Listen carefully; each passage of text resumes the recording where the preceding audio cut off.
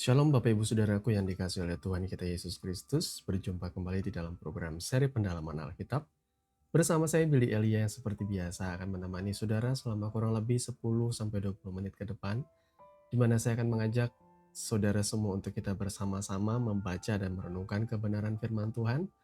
Perikop demi perikop dimulai dari perjanjian baru. Dan di episode kali ini kita memasuki perikop yang ke-107 yang kali ini terambil dari Injil Matius pasal 24 ayat yang ke-29 sampai yang ke-36. Apabila Bapak Ibu Saudara sudah mempersiapkan Alkitabnya masing-masing, saya mau mengajak kita untuk membaca nas firman Tuhan ini bersama-sama. Sekali lagi, Injil Matius pasal yang ke-24 ayat 29 sampai dengan ayat yang ke-36 dengan judul perikop Kedatangan Anak Manusia, perumpamaan tentang pohon ara. Segera sesudah siksaan pada masa itu, matahari akan menjadi gelap dan bulan tidak bercahaya, dan bintang-bintang akan berjatuhan dari langit, dan kuasa-kuasa langit akan goncang. Pada waktu itu akan tampak tanda Anak Manusia di langit, dan semua bangsa di bumi akan meratap, dan mereka akan melihat Anak Manusia itu datang di atas awan-awan di langit dengan segala kekuasaan dan kemuliaannya. Dan ia akan menyuruh keluar malaikat-malaikatnya dengan meniup sangkakala yang dahsyat bunyinya. Dan mereka akan mengumpulkan orang-orang pilihannya dari keempat penjuru bumi, dari ujung langit yang satu ke ujung langit yang lain. Tariklah pelajaran dari perumpamaan tentang pohon ara. Apabila ranting-rantingnya melembut dan mulai bertunas, kamu tahu bahwa musim panas sudah dekat. Demikian juga jika kamu melihat semuanya ini, ketahuilah bahwa waktunya sudah dekat, sudah di ambang pintu. Aku berkata kepadamu, sesungguhnya angkatan ini tidak akan berlalu sebelum semuanya ini terjadi. Langit dan bumi akan berlalu, tetapi perkataanku tidak akan berlalu. Tetapi tentang hari dan saat itu tidak seorang pun yang tahu. Malaikat-malaikat di sorga tidak, dan anak pun tidak, hanya Bapa sendiri. Amin. Mari kita berdoa. Bapa, di dalam nama Tuhan Yesus, terima kasih Kau memberikan kami kesempatan bersaat teduh dan mendengarkan isi hati-Mu melalui kebenaran firman. Nyatakanlah Tuhan segala yang tersembunyi, segala hikmat dan pengertian, celikan kami agar kami mengerti, sehingga kami tidak mudah diombang-ambingkan, tidak mudah disesatkan, bahkan kami semakin mantap, semakin mengasihi Engkau Tuhan. Di dalam nama Tuhan Yesus kami berdoa. Amin. Bapak Ibu Saudara yang dikasihi oleh Tuhan kita Yesus Kristus. Ketika kita membaca nas firman Tuhan, tentu Tuhan akan berbicara, menyatakan isi hati dan maksudnya. Dan ketika saya membaca nas firman Tuhan ini tadi, saya mendapatkan hikmat, pengertian, yang saya pikir ini akan menjadi jawaban dan penegasan bagi setiap kita. Banyak orang mempertanyakan, Yesus itu Tuhan atau bukan? Yesus itu jangan-jangan cuma manusia yang dituhankan oleh umat Kristen.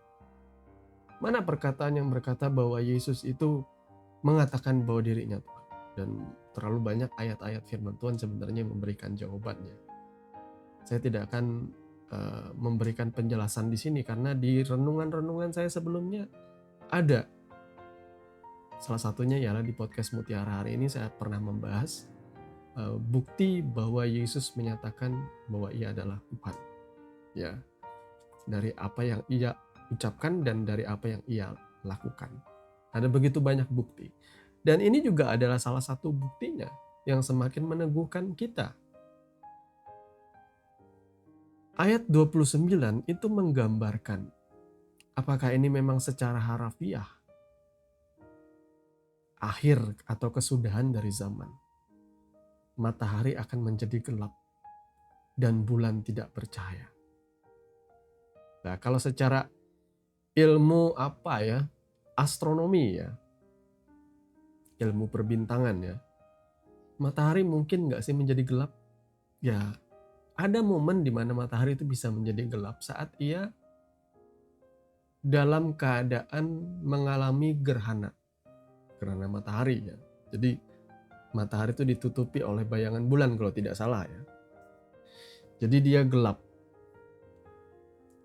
Atau matahari bisa saja kehilangan sumber energinya.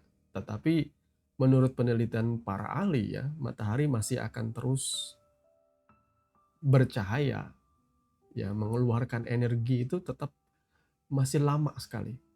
Mungkin bukan di zaman kita sekarang matahari akan menjadi bintang yang mati ya. Saya tidak tahu juga kapan itu akan terjadi, tapi itu kan cuma sekedar prediksi orang-orang ya. Bagaimana kalau kesudahan zaman itu memang sudah dekat dan Tuhan memiliki kuasa untuk mematikan power atau energi dari matahari itu. Kita tidak pernah tahu. Bulan tidak bercahaya. Di sini bintang-bintang akan berjatuhan dari langit dan kuasa-kuasa langit akan goncang. Ini adalah cara atau tata bahasa dari penulis di 2024 tahun yang lalu, saudara ya. Jadi mereka menggunakan istilah-istilah yang puitis, yang mungkin tidak akan ada penjelasan secara teknis sesuai dengan ilmu yang kita miliki zaman sekarang. Tapi sudah cukup menggambarkan bahwa di akhir zaman, akhir atau kesudahan zaman itu akan terjadi. Akan ada masa di mana matahari gelap, bulan tidak bercahaya, bintang-bintang akan berjatuhan dari langit dan kuasa-kuasa langit akan goncang. Bagaimana caranya bintang berjatuhan dari langit? Saya juga tidak tahu. Tapi yang saya tahu ia berkuasa. Orang bisa menggambarkan sekian banyak semesta ya, galaksi, bintang-bintang yang sama dengan matahari, bahkan yang lebih besar daripada matahari. Yang kita lihat berkedip-kedip di sana itu tanda-tanda bahwa dia akan mati, kehilangan energinya, kehilangan powernya. Saya percaya akan ada masanya juga matahari ini akan mati. Kita tidak tahu kapan. Namun yang berikutnya, pada waktu itu akan tampak tanda anak manusia. Kalau Tuhan Yesus berbicara mengenai anak manusia itu mengacu kepada dirinya ya. Pada waktu itu akan tampak tanda anak manusia di langit. Dan semua bangsa di bumi akan meratap. Dan mereka akan melihat anak manusia itu datang di atas awan-awan di langit dengan segala kekuasaan dan kemuliaan. Ini sebuah penegasan. Kalau orang mempertanyakan Yesus Tuhan, apakah betul ini? Ini penegasan sendiri dari Yesus yang dicatat oleh Injil Matius. Anak manusia akan tampak di langit dan semua bangsa-bangsa di bumi akan meratap. Mereka meratap kenapa? Harusnya kan kalau melihat anak manusia Yesus datang di awan-awan, mereka harusnya bersuka cita, bahagia. Kenapa mereka meratap? Saudara tentu tahu jawabannya. Karena mereka sendiri yang tidak mempercayai dia. Ada begitu banyak orang yang menghujat Yesus. Ada begitu banyak orang yang menghina Yesus. Ada begitu banyak orang yang menjadikan Yesus sebagai guyonan di segala macam acara televisi, di film-film. Dan mereka menghina Yesus dengan perbuatan mereka. Mereka sengaja melakukan hal-hal yang cemar. Mereka sengaja berbuat dosa yang menyakiti hatinya. Mereka sengaja melakukan hal-hal sesuka-suka dirinya untuk menyatakan bahwa Yesus itu tidak ada. Saya tidak percaya kepada Yesus. Yesus itu cuma agama buatan saja. Tapi akan tiba saatnya anak manusia. Yesus itu datang di langit dan semua bangsa akan meratap. Karena mereka sadar bahwa mereka ternyata keliru. Mereka malu. Meratap itu apa ya? Mereka tahu bahwa sebentar lagi mereka akan mengalami penyiksaan yang hebat. Dan pribadi yang satu-satunya menjadi penyelamat mereka justru adalah pribadi yang mereka abaikan, yang mereka tolak. Yang mereka hina, yang mereka caci hujat. Dan ketika mereka melihat anak manusia itu datang di awan-awan dengan segala kekuasaan dan kemuliaan yang mereka gentar. Dijelaskan ini dengan segala kekuasaan dan kemuliaannya. Ini Yesus datang sebagai raja sekaligus hakim ya. Datang untuk menemui Dan ia menyuruh malaikat-malaikatnya, itu utusannya, ya, hamba-hambanya, pelayannya, meniup sangkakala yang dahsyat bunyinya. Dan mereka akan mengumpulkan orang-orang pilihannya dari keempat penjuru bumi. Perhatikan di sini. Dari ujung langit yang satu ke ujung langit yang lain. Orang-orang pilihannya akan dijemput sendiri oleh Tuhan. Yang mungkin saja yang masih hidup pada waktu itu, ya saya percaya ya. Entah kapan itu terjadi saya tidak tahu. Saya tidak seperti peramal India yang memprediksi tentang kiamat dan tidak kunjung terjadi. Bahkan setelah ia revisi untuk kedua kalinya, kiamat tetap tidak terjadi. Ya, saya tidak sedang memprediksi kiamat itu kapan. Tapi yang saya tahu bahwa firman Tuhan atau perkataan Tuhan itu adalah ya dan amin. Jadi ini ada momennya, ada masanya ini akan terjadi. Entah apakah itu akan terjadi di masa atau di waktu yang dekat ini, saya tidak tahu. Tapi kalau seandainya saya sudah meninggal dan pulang ke rumah Bapa di surga, tentu saya tidak akan mengalami masa itu. Tapi akan ada masanya. Sangkakala ditiup dan Tuhan akan mengumpulkan orang-orang pilihannya dari keempat penjuru bumi. Dia akan mengumpulkan mereka yang setia kepadanya. Mereka yang tetap memegang teguh imannya. Mereka yang tetap mengikuti dia, mengikuti Yesus dengan sungguh-sungguh dengan segala penganiayaan, penderitaan yang mereka lalui sebagai hamba-hamba Kristus. Tuhan akan menjemput kepunyaannya ini, hamba-hambanya yang taat dan setia ini. Ayat 32 berkata bahwa kita bisa menarik pelajaran dari perumpamaan tentang pohon ara. Jadi orang tuh bisa tahu tanda-tanda musim lewat ranting-ranting dan daun dari pohon ara. Itu tandanya bahwa musim panas sudah dekat. Kita bisa menebak itu ya. Dalam kehidupan sehari-hari Indonesia ini ada dua musim, musim kemarau dan musim hujan, saudara ya.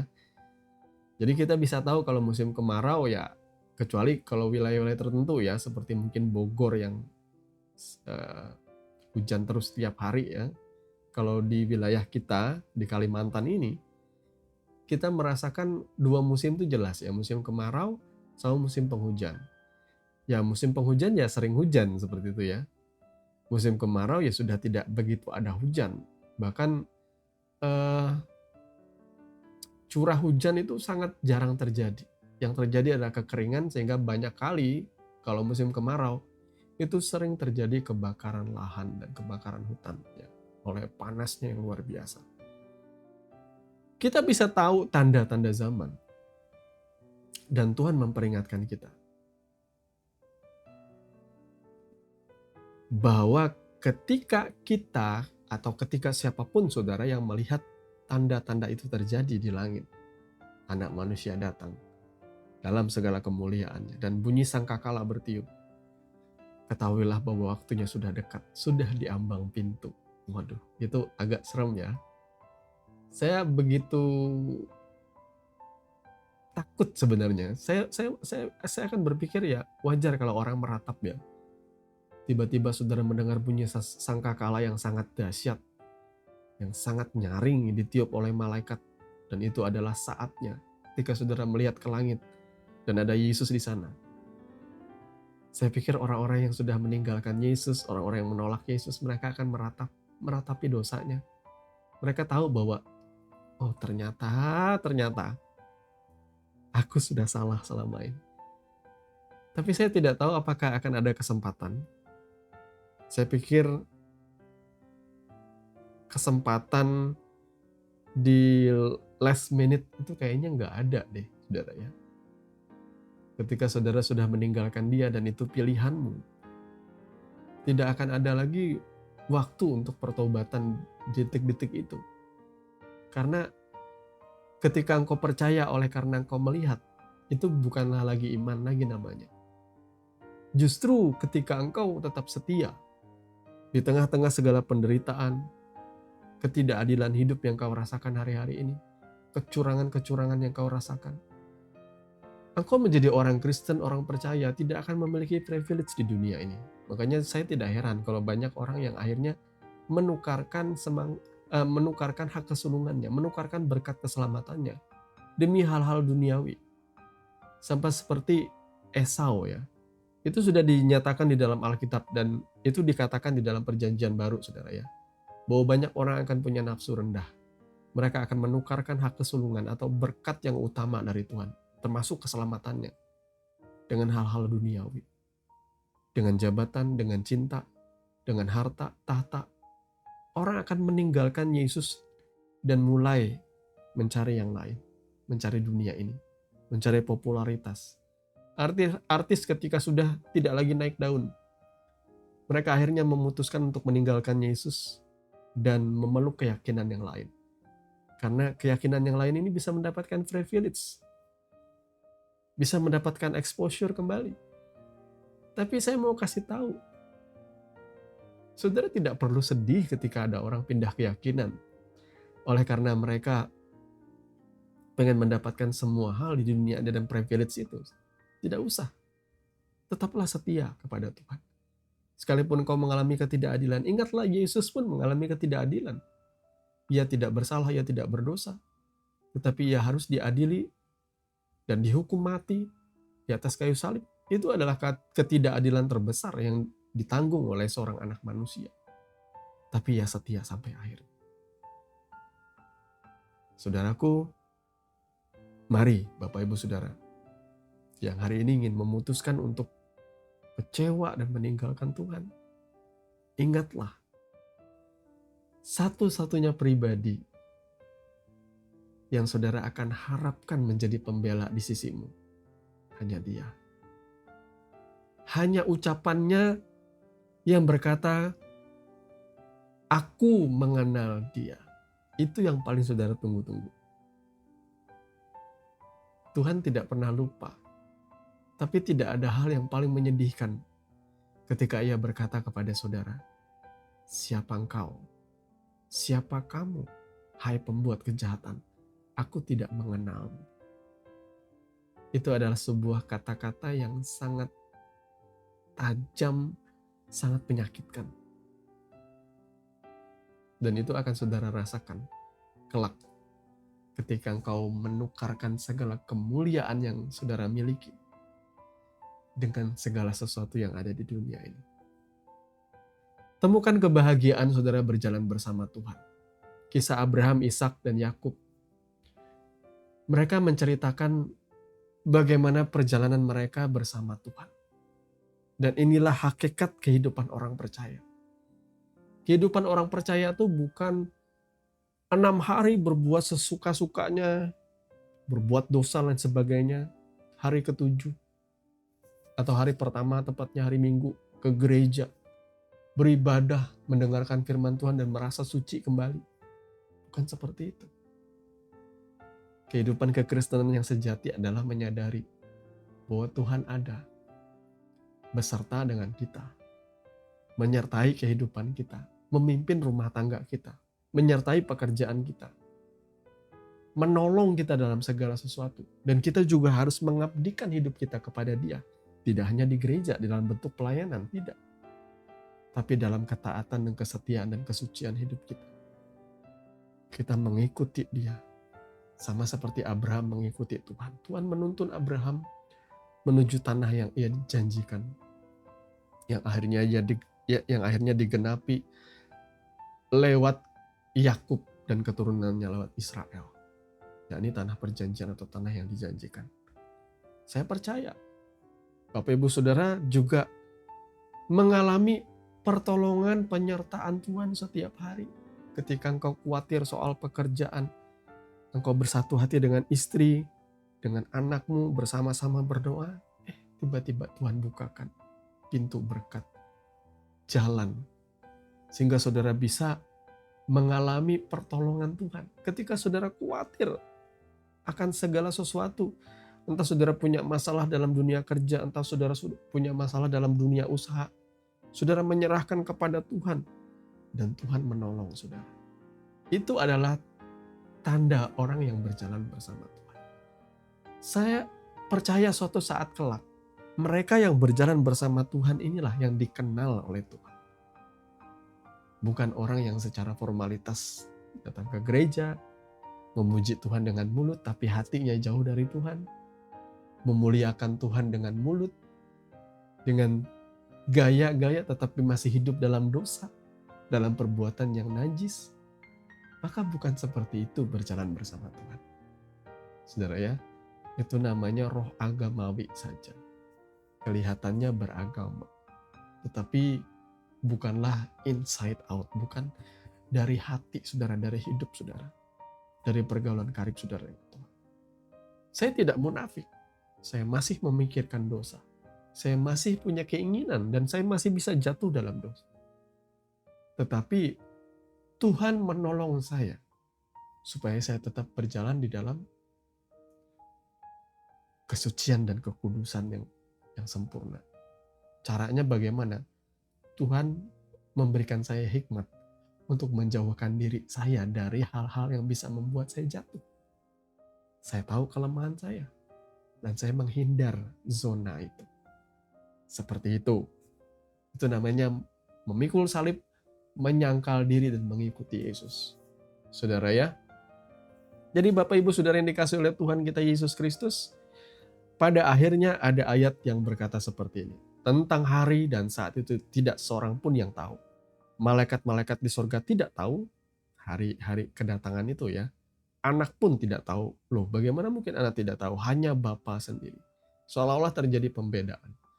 Tetapi di sini Yesus sedang menyatakan bahwa dirinya ketika menyampaikan ini, ia dalam keadaannya yang betul-betul 100% manusia yang tidak mengerti dan hanya bergantung sepenuhnya kepada Bapa.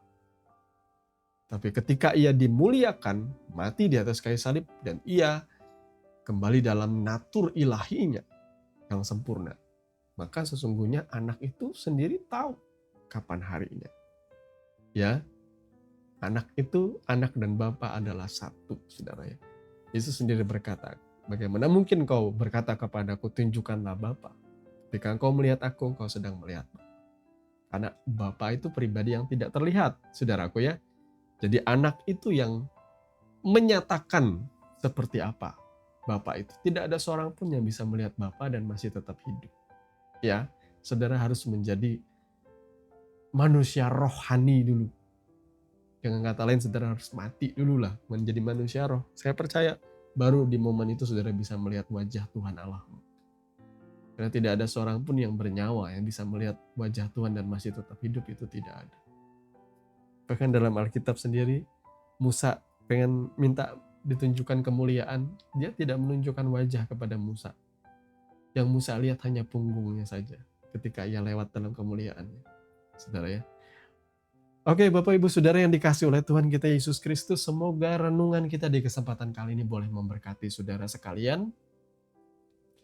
Pesan saya, setia saja ikut Tuhan, sekalipun banyak orang meninggalkan Tuhan.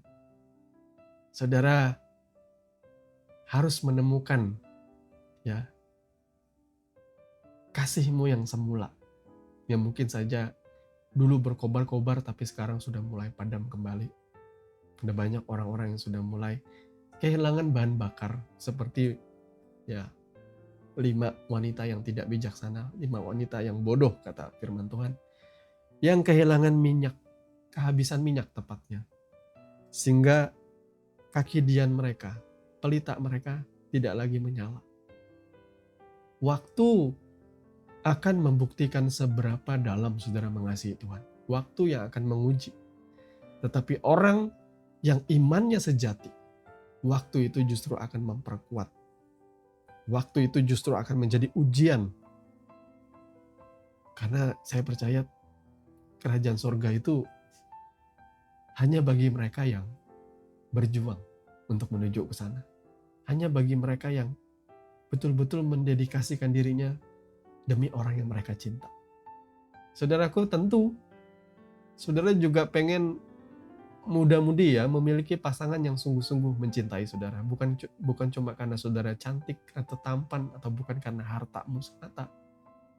Tapi orang-orang yang rela bersama dengan engkau saat suka maupun duka. Saya pikir ya tidak ada salahnya juga Yesus juga memperlakukan hal yang sama bagi kerajaannya. Hanya mereka yang sungguh-sungguh mengasihi Dia yang boleh masuk ke dalam kerajaan. Sungguh-sungguhlah saudara mengasihi Tuhan. Mari kita tundukkan kepala dan berdoa. Bapa, di dalam nama Tuhan Yesus, terima kasih. Karena Engkau telah menyatakan kebenaran firman-Mu, isi hatimu bagi setiap kami. Tuhan, tolong kami, tuntun kami. Ajar kami menjadi pribadi yang dewasa. Ajar kami untuk terus mengobarkan api kasih kami, kesetiaan kami kepadamu. Ajar kami untuk tidak meninggalkan cinta kami yang semula kepadamu. Berkati muda-mudi, orang-orang percaya, para orang tua, anak-anak, semua orang yang menaruh harapnya kepada Tuhan. Setialah sampai pada akhirnya, sampai pada kesudahannya. Karena sama seperti Kristus pun setia sampai mati di atas kayu salib untuk menyatakan betapa besarnya kasih Bapa akan dunia ini. Terima kasih Tuhan Yesus, Kau setia, Kau mengasihi kami. Kami belajar juga untuk mengabdi dan setia kepadamu seumur hidup kami, Tuhan. Di dalam dan demi nama Tuhan Yesus kami berdoa. Haleluya. Amin. Bapak Ibu Saudara yang dikasih oleh Tuhan kita Yesus Kristus, kita sudah sampai di penghujung program seri pendalaman Alkitab.